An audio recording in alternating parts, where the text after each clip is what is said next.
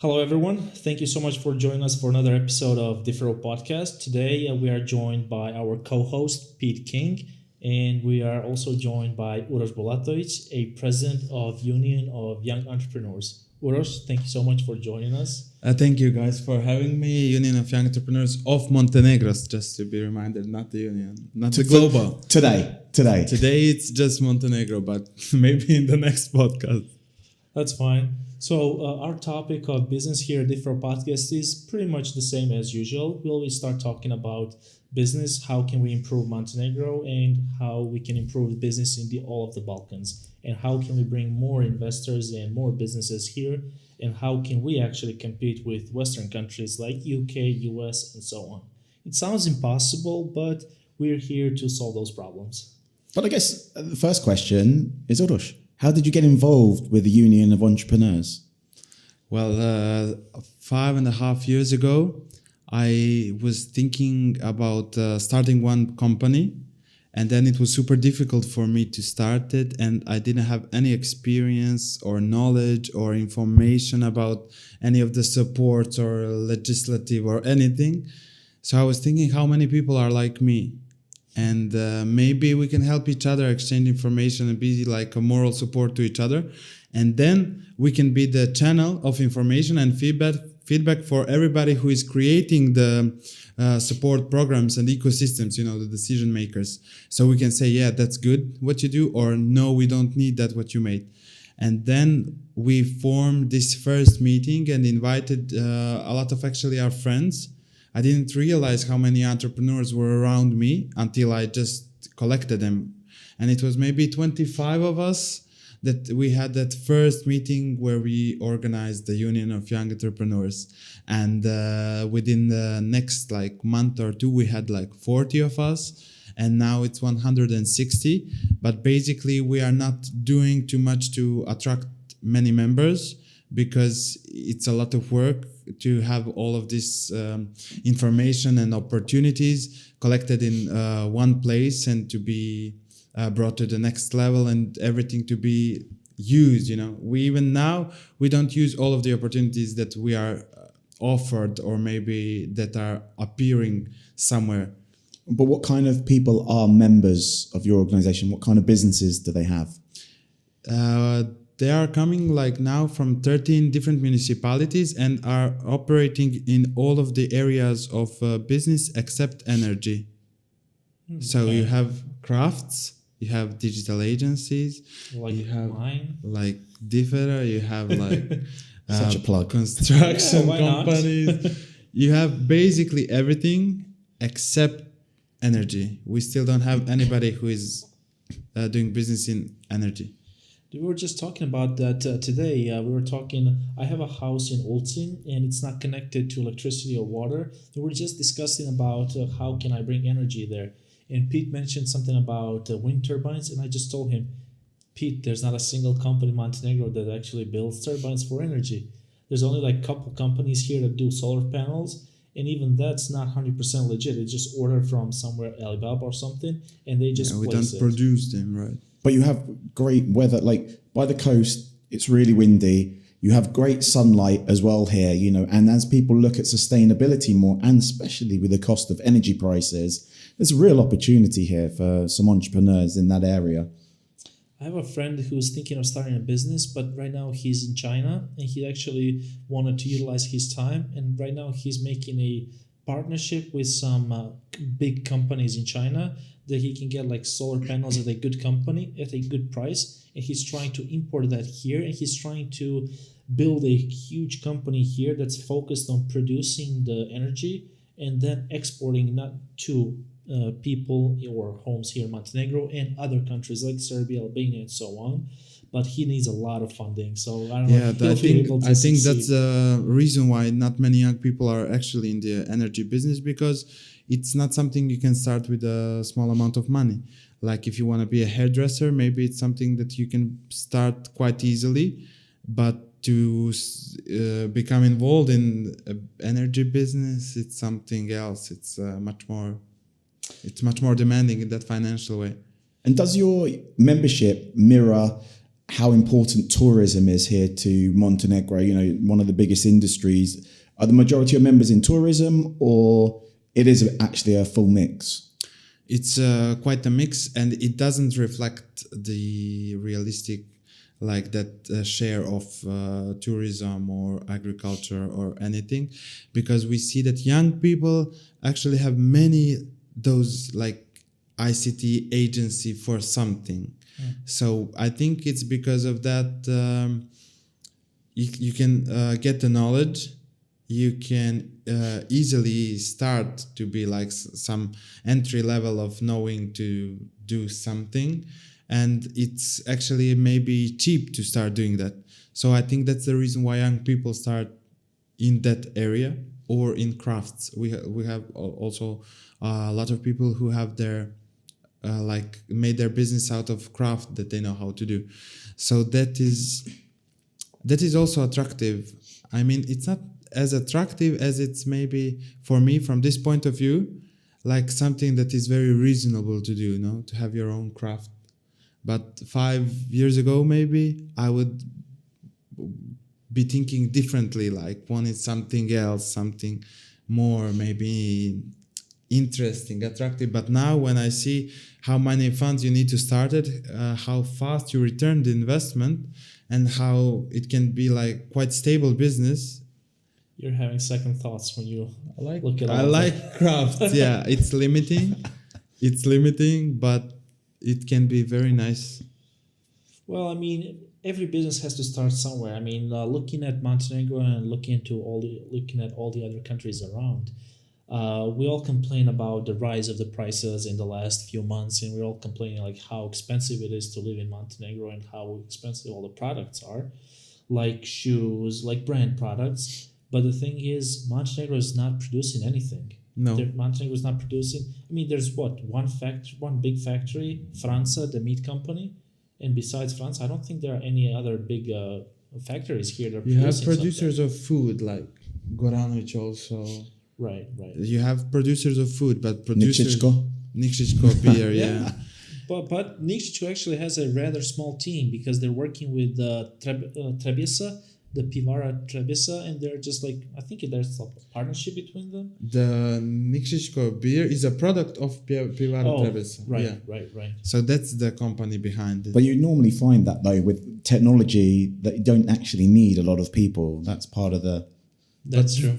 I don't know. This is the case because of the technology. I think we have so many technology that we need to get on working here in Montenegro. I think we are a little bit behind with the technology in many areas, and hopefully the young crowd is going to get us there faster. Hopefully they will start using technology on everyday basis in their businesses also, so they will get us there to just jump this stair that we are. What technology do you think we should? For example, I'm one of those young people, so I'd like to hear your insight. Like, what technologies do you think those are? Because I mean, when you say technology, it can vary so much. It's such a completely. Like, where do you see huge potential in Montenegro? Like, what technology specifically are you thinking of? Like AI? Are you thinking machine learning? Are you thinking metaverse? Are you just thinking hardware or software? Like, no, I'm thinking quite, because I'm hoping for the next generation to bring it. I'm thinking quite wide when I say technology, because like in everyday, I'm not using technologies very much on a daily level, so I see that I miss out a lot, and I maybe sometimes work more than I should have, or just because I don't use it and I don't know it. And now I got used on this way of spending my day and working, and it's difficult for me. I'm not even old, so I can only imagine how it is to other generations. So I'm hoping that your generation is going to bring the technologies that are going to force us to use them. Like some of the technologies that we use now on every day, we were being forced in a way to use them. Like there was no other option. So now I use them with no problem. So you're talking about the like a new wave, like when the smartphones came and when all of our parents started buying smartphones. Is it Yeah. like that the level of the change you're talking about? I'm going to be probably the guy who is going to be have to be educated how to use new technology. Like you would never see me if there is an option for us to go on a coffee and have a meeting in person. I would never have an online meeting. Never. I think a lot of people feel that way. Yeah, well, especially after COVID, I think people are more than happy to meet other people. So obviously, one of the most difficult parts is trying to, help these entrepreneurs. Do you work with people in Montenegro, international people? How are you getting them support to understand about how the opportunities of growing a business and being an entrepreneur and what it means to be an entrepreneur? We work locally, nationally, and internationally. So, locally and nationally, we work with young people almost on everyday basis, and we are trying to do those researches about their needs, problems, and stuff, so we can make policies and suggestions to the decision makers what they can change and what we see now. It's 160 people, and you don't have to have research with questionnaires and stuff like that. In everyday coffees, you get all of the information, and it's quite easy actually because they have very similar problems.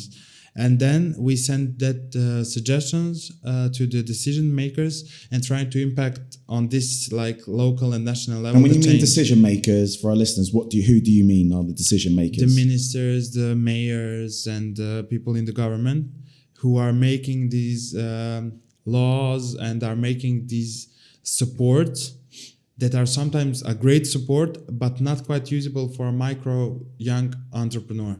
He or she cannot use that because it's great on the paper, but in reality, you need to secure a loan, for example, that is something you cannot have the capital. But does that go back to many of your entrepreneurs are doing things that older generations wouldn't be as aware about? And, a lot of the ministers are from the kind of older generation, so they wouldn't particularly understand some of these new technologies and some of the things that they're doing. So my question to you is part of it not just helping your entrepreneurs, but helping these ministers and decision makers to understand and unlock this potential that lies here within Montenegro? We want to affect the change in the entrepreneurial ecosystem of Montenegro. So we want to be also attractive for foreign investors, but we understand the size of our country, and we understand we have those many micro entrepreneurs, or some of them are medium enterprises, but it can be very attractive to certain investors. It can be also very attractive for certain investors to hear the ideas our young people have. Living in Montenegro, also living with many problems on a daily basis.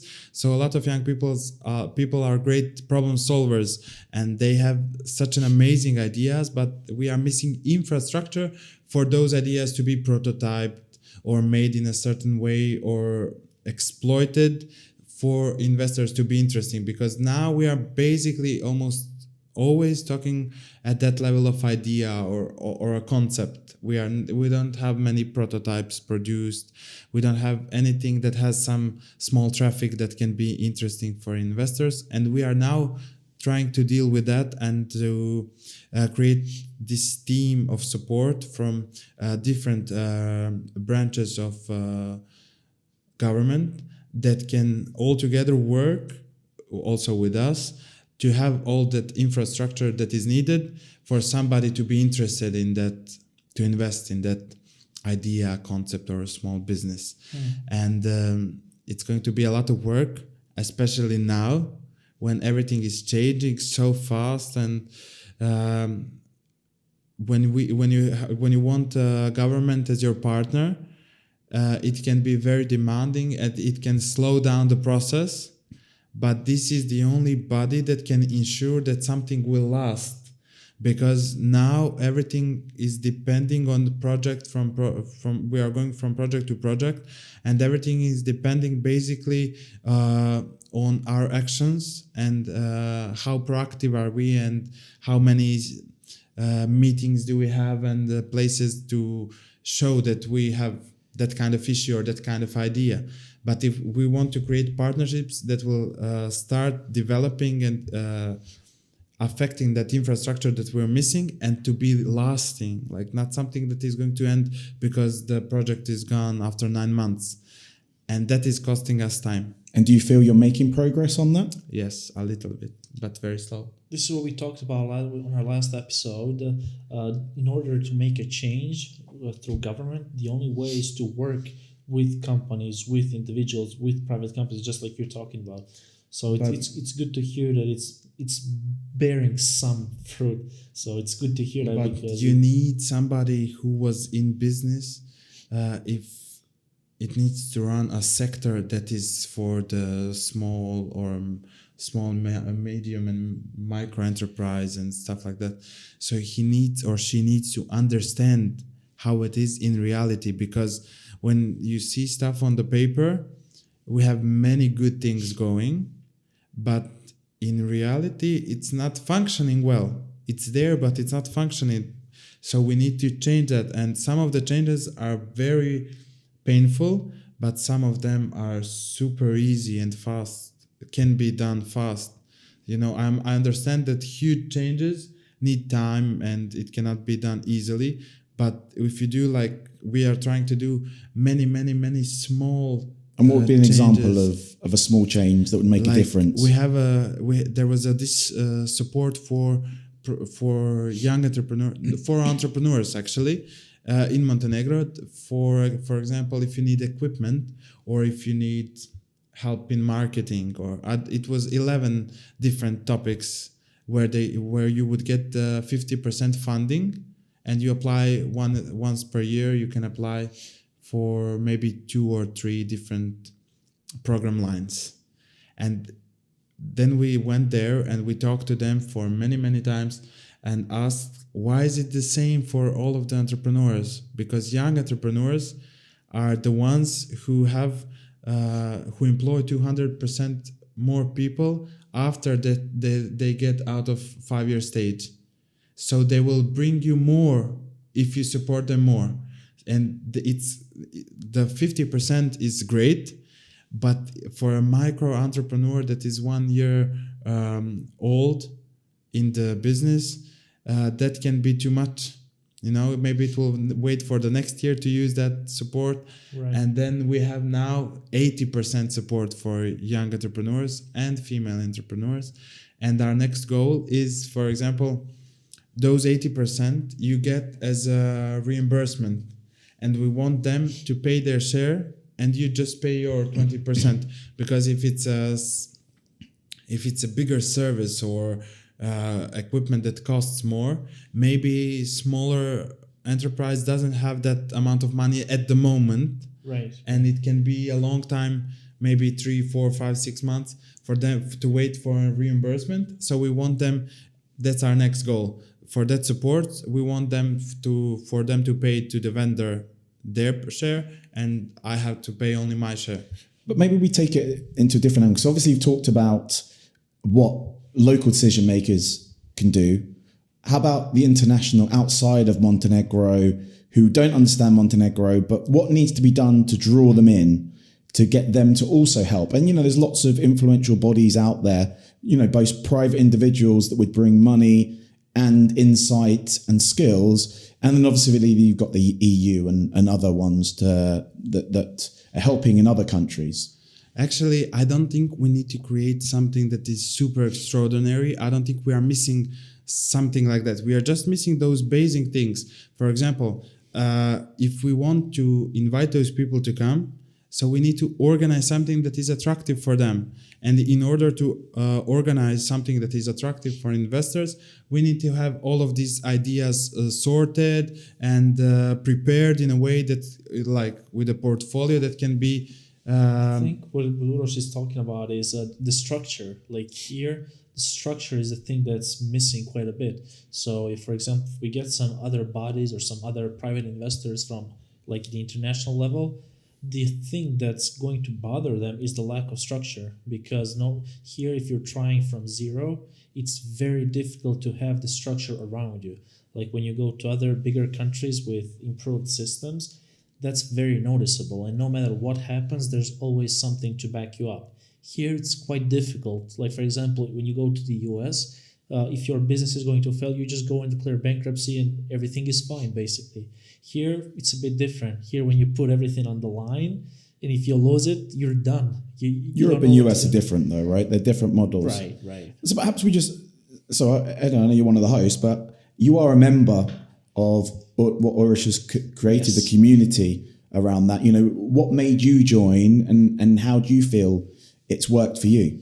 Well, I mean, I joined 6 months ago, something like that, like approximately 6 or 7 months ago, and the reason why, I actually wanted to join 2 years ago, and I went on their website and I filled out a form, and the form didn't work.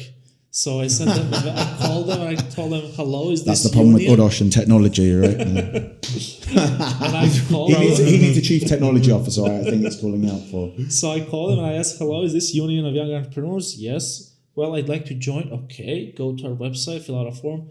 Your website's not working. What are you talking about? It's not working. Oh, we are so sorry. Can we meet in person? I'm sorry, I don't have time. So it just disappeared. And then COVID happened. You can meet anyone in person.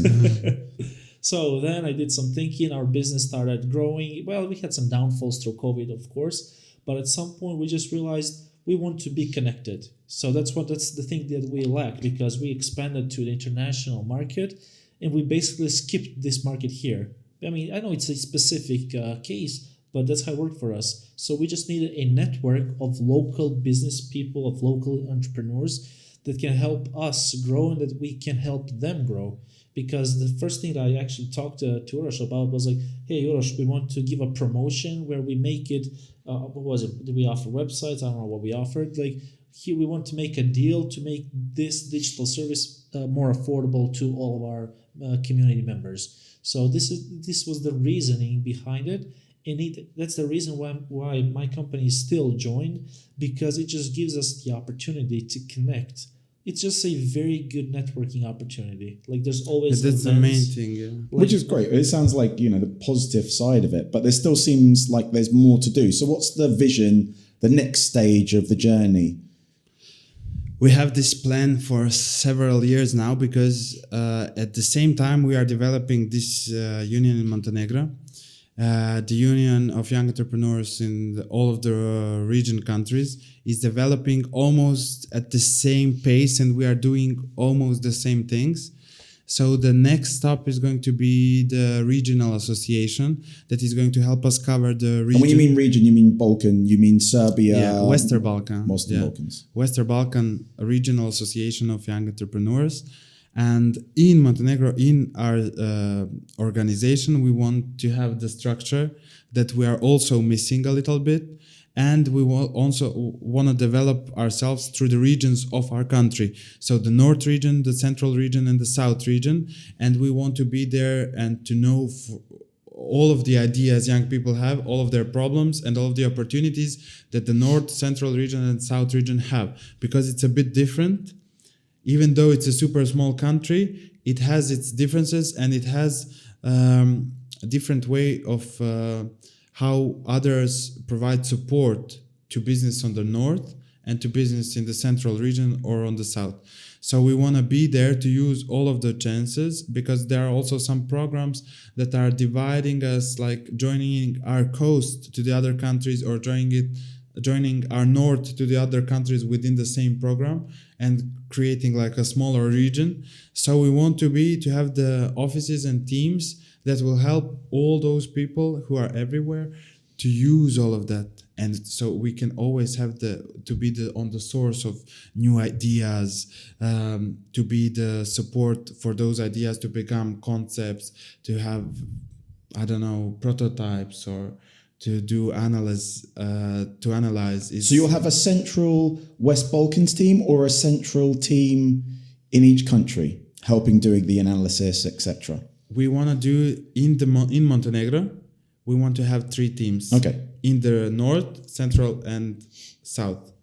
And then we want to create a network outside the country with other networks that already exist, young entrepreneurs, to have a regional coverage but not in the same way. Everyone has its own methodology of work and how they are dealing with members. For example, in Serbia, they are maybe more formal than us, and we have maybe similar number of members, but we are doing it a bit differently because it's like we're all young, so it's easier. So what's stopping you from doing the regional offices now to help more? Because you've mentioned a couple of times you have some resource constraints and you're not proactively recruiting new members. It's kind of through hearing. So what is stopping you from doing that? The capacities. We don't have the capacities to do all of the stuff. We need to employ more people who will work in the organization, and we need to have the funds to cover. So it's all funding. So ultimately it's funding. We need the funds to have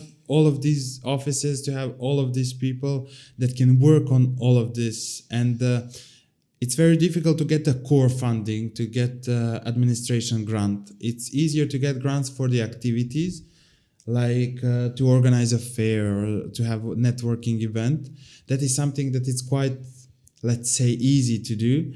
But to have the core funding for these structural changes and something that you will have to wait few years to have a big impact, that is something that is, I didn't find any of the calls that would support that. So you're saying that you're not finding that support from the key stakeholders here? No. So I guess ultimately you're going to have to look to private business or something along those lines to try and help you and take it. If you've explored all those avenues with key stakeholders. So Uroš, you've shared a lot about the union of your goals and the challenges. So tell me this. This is what it all boils down to. What does success look like for your union in the next 10 years? But yeah, let's stick with 5. Let's stick with 5 and say all of these offices are opened. We have a regional association. We have a revolving fund. That is also one of the goals, that we have a fund that we created and that can be used within the members. For example, to support. So we talked about that. And we also want to create another fund that we will generate from the private sector, and that won't be used in a way that we are going to just get the money and spend it, but to be invested constantly and refilled with the ideas of young people that are starting a business. So we want to generate those 2 funds in the future, develop those 3 offices, and create a regional association of young entrepreneurs. I think it's enough for 5 years. Good luck with that. I think we both hope to see success out of that because it can help many people. Yeah, and let's see if any of us can do anything to help to improve that. And let's see if we can bring any connections to make that journey a little bit Now he's easier. nice, and he wanted to cut me off. Well, it's all about censorship there, then, There you go. Uroš, thank you so much for joining us. Thank you for having Thank you for your time.